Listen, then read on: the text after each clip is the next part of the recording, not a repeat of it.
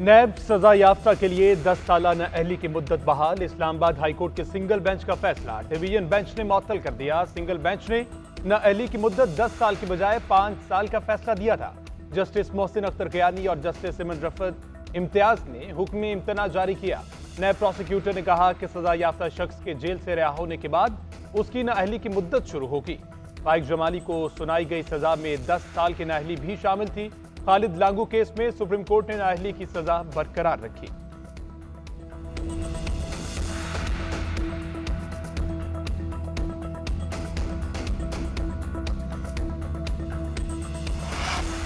Election commission कानून के तहत इख्तियारात इस्तेमाल करता है। अगर इलेक्शन कमीशन ताहयात नाअहल कर सकता है तो इख्तियार सुप्रीम कोर्ट के पास भी होगा। सवाल यह है कि आर्टिकल 62(1)F सुप्रीम कोर्ट को कोई इख्तियार देता है। चीफ जस्टिस काजी फाइज ईसा की आर्टिकल 62(1)F में रिमार्क, कहा आईनी अदालत और सिविल कोर्ट में फर्क को नजरअंदाज नहीं कर सकते। सुप्रीम कोर्ट और हाई कोर्ट आईनी अदालतें हैं जहां आईनी दरख्वास्तें दायर होती हैं। वकील खुरम रजा ने दलाइल में कहा कि आर्टिकल 62(1)F की डिक्लेरेशन देने का इख्तियार इलेक्शन ट्रिब्यूनल का है। आर्टिकल 62(1)F में कोर्ट ऑफ लॉ दर्ज है, सुप्रीम कोर्ट नहीं। चीफ जस्टिस ने रिमार्क दिए, बेहतर होगा हमें इलेक्शन ट्रिब्यूनल के इख्तियारात की तरफ ना लेकर जाए। Article 62(1)F court of law की बात करता है। आर्टिकल 99 हाई कोर्ट के आर्टिकल 184(3) सुप्रीम कोर्ट को आज इख्तियार देता है केस की समाअत में वक्फा।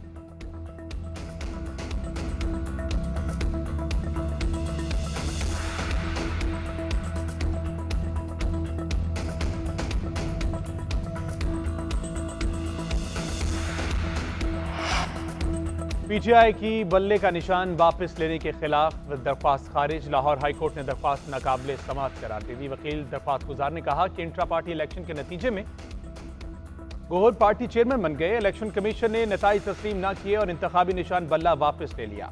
गुज़श्ता रोज पेशावर हाईकोर्ट ने पीटीआई इंट्रा पार्टी इलेक्शन और इंतखाबी निशान केस पर हुक्म इम्तना वापस ले लिया था। फैसले के बाद इलेक्शन कमीशन का बल्ले का निशान वापस लेने का फैसला बहाल हो गया। तहरीक इंसाफ का पेशावर हाईकोर्ट के फैसले के खिलाफ सुप्रीम कोर्ट जाने का ऐलान।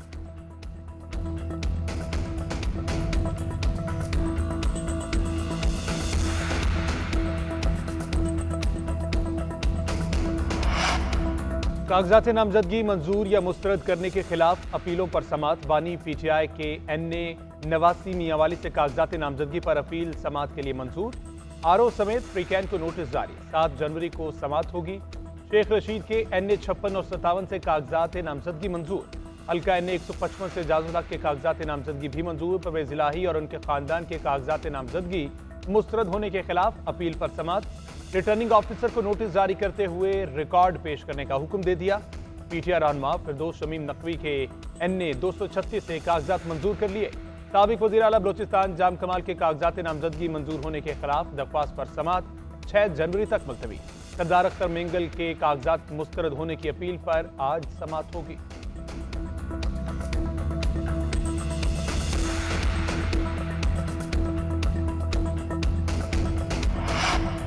फहमीदा मिर्जा ने कागजात नामजदगी में हकायक छुपाए। सईद गनी का प्रेस कॉन्फ्रेंस में इल्जाम, बोले मुख्तलिफ लोगों ने फहमीदा मिर्जा के कागजात को चैलेंज किया।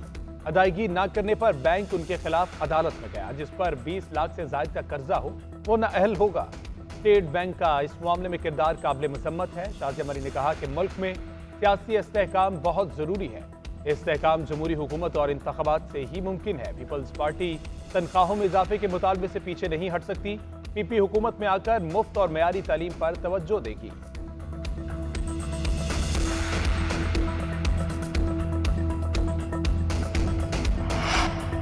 पेशावर हाईकोर्ट ने जरताज गुल की राहदारी जमानत का मुख्तसर फैसला जारी कर दिया। तहरीरी फैसले में कहा गया है कि जरताज गुल गुजरावाला पुलिस को 10 मई वाकयात समेत मुख्तलिफ दफात में मतलूब है। दरख्वास्त गुजार को दर्ज मुकदमात में गिरफ्तारी का खदशा था। CCO पेशावर ने बताया कि दरख्वास्त गुजार पेशावर पुलिस को किसी भी केस में मतलूब नहीं। दरख्वास्त गुजार की जमानत मंजूर की जाती है। दरख्वास्त गुजार के पास अगर कोई जमानती नहीं तो 50,000 कैश पैसे अदालत में जमा करवा सकते हैं। Chief justice Peshawar high court Mohammad Ibrahim Khan ने तहरीरी फैसला जारी किया।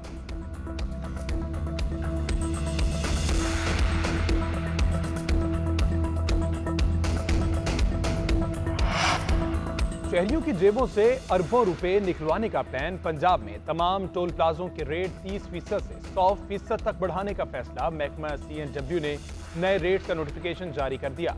इतलाक 1 फरवरी से होगा। Car, jeep, pickup, van, taxi, tractor 30 रुपये अदा करेंगे। बसों से टोल प्लाजे पर 60 की बजाय 70 रुपये वसूल किए जाएंगे। मिनी बसों, वैगन, कमर्शियल वैन और पिकअप से 40 रुपये लिए जाएंगे।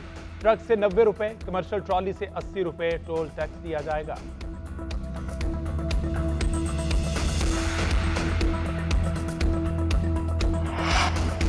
इस्लामाबाद, कराची, लाहौर, पेशावर, कोयटा में रिटेलर्स पर टैक्स लगाने का फैसला। 5 बड़े शहरों में रिटेलर्स पर टैक्स लगाने से 300 अरब रुपए रेवेन्यू आमदन मुतवक्के।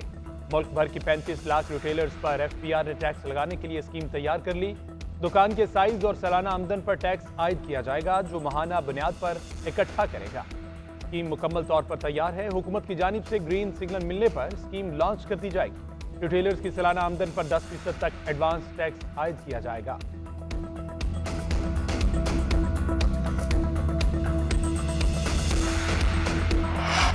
और सिडनी टेस्ट के दूसरे रोज का खेल कम रोशनी और बारिश से मुतासिर पूरे दिन में 46 ओवर्स ही मुमकिन हो सके।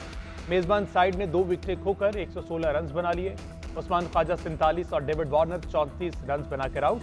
ऑस्ट्रेलिया को पाकिस्तान की पहली इनिंग्स की बर्तरी खत्म करने के लिए 197 रन दरकार। पाकिस्तानी टीम पहली इनिंग्स में 313 रन बनाकर आउट हुई। कौमी खिलाड़ियों की नाकिस फील्डिंग की रवायत बरकरार। पर्थ और मेलबर्न के बाद सिडनी टेस्ट में भी फील्डर ने बॉलर्स की मेहनत पर पानी फेर दिया। टाइम अयूब ने स्लिप में बॉर्डर का आसान कैच गिरा दिया।